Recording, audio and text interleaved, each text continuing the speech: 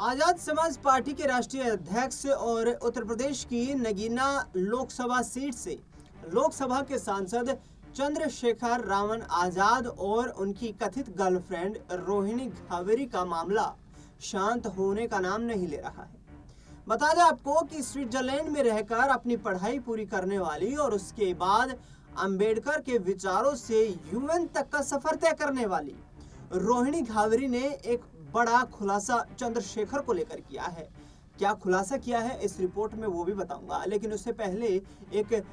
परिदृश्य में यहाँ पर जो कहानी है वो आपको समझाते हैं, जिसमें रोहिणी घावेरी ने सीधे तौर पर चंद्रशेखर पर ये आरोप लगाए हैं कि चंद्रशेखर, और इन आरोपों से आप वाकिफ हैं, चंद्रशेखर पर जो जिस तरीके के यौन शोषण के आरोप लगाए कि चंद्रशेखर शादी करना चाहता था,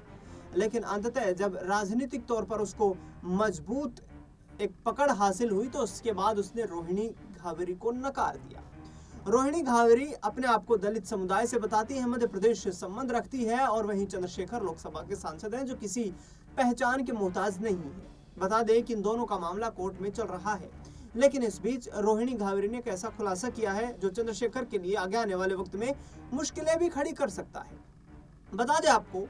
कि दलित वोट बैंक को साधने के लिए लगातार चंद्रशेखर कहीं ना कहीं मायावती के विकल्प के रूप में राजनीतिक तौर पर अपनी पकड़ मजबूत कर रहे हैं। विभिन्न राज्यों में वो चुनावी मैदान में उतरते हैं, उनकी पार्टी क्षेत्रीय दलों के साथ गठबंधन करती है और जिसके माध्यम से देश भर में चंद्रशेखर आजाद अपनी पार्टी आजाद समाज पार्टी का विस्तार कर रहे हैं। लेकिन इस बीच रोहिणी घावेरी ने खुलासा किया है कि चंद्रशेखर आजाद कहीं ना कहीं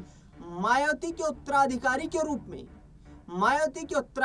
रूप में अपने आप को स्थापित करना चाहते थे, और जिसको लेकर लगातार उन्होंने मायावती पर हमला भी बोला। इसके साथ साथ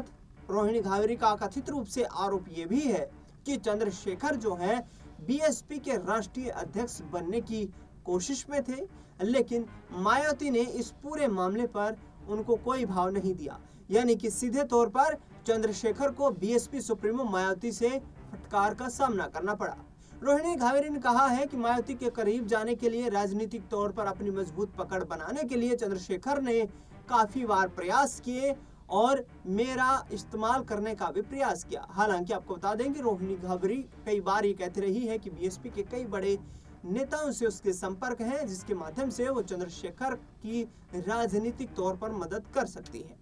रोहिणी घावेरी ने कहा कि चंद्रशेखर जो कि दलितों की लड़ाई लड़ने की बात करता था, एक दलित महिला के साथ उसने ऐसा कृत्य किया है जिससे कि दलित समुदाय उस पर अब विश्वास नहीं कर सकता है। आने वाले वक्त में अब ये देखना होगा कि 2027 में उत्तर प्रदेश में विधानसभा का चुनाव है। उस विधानसभा चुनाव से पहले चंद्रशेखर कोशिश ये कर रहे हैं कि आने वाले वक्त में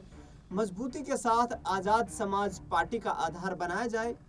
विभिन्न मुद्दों को लेकर वो जिस तरीके से लोगों से मुखातिब हो रहे हैं, अपने संगठन का विस्तार कर रहे हैं, कोशिशें यही हैं कि आने वाले 27 में जिस तरीके से राजनीतिक तौर पर चुनावी बिसात बिछेगी, उस चुनावी बिसात में अपने पैर पसारे जाएं। लेकिन क्या मायावती का वोट बैंक चंद्रशेखर रावण आजाद के ऊपर अपना विश्वास जताएगा? क्योंकि रोहिणी घावेरी ने जो आरोप लगाए हैं, ये पूरा मामला कहीं ना कहीं राजनीतिक तौर पर उन्हें बड़ा नुकसान पहुंचा सकता है। देखना दिलचस्प होगा कि किस तरीके से चंद्रशेखर और रोहिणी का ये मामला शांत होता सुलझता हुआ नजर आता है, क्योंकि रोहिणी ने तमाम वो पर्सनल चैट्स, इसके साथ साथ वीडियो क्लिप्स कुछ अपने पास होने का दावा किया है, जिसमें उन्होंने सीधे तौर पर कहा है कि चंद्रशेखर से वह कोर्ट में 2-4 करने को तैयार है। अब क्या चंद्रशेखर को कोर्ट से राहत मिलेगी, सजा होगी, चुनावी जो समीकरण होंगे उस पर कितना प्रभाव पड़ेगा, राजनीतिक तौर पर कितनी कमजोरी का सामना उन्हें करना पड़ेगा या फिर मजबूती हासिल कर पाएंगे, ये भी काफी कुछ आने वाले वक्त पर निर्भर करेगा। लेकिन रोहिणी घावेरी का ये आरोप क्यों है, मायावती के उत्तराधिकारी के रूप में अपने आप को स्थापित करने के लिए राजनीतिक तौर पर ये तमाम फैसले ले रहे थे, ये उत्तर प्रदेश की राजनीति में ये बयान सनसनी फैला सकता है। फिलहाल इस खास रिपोर्ट में इतना ही।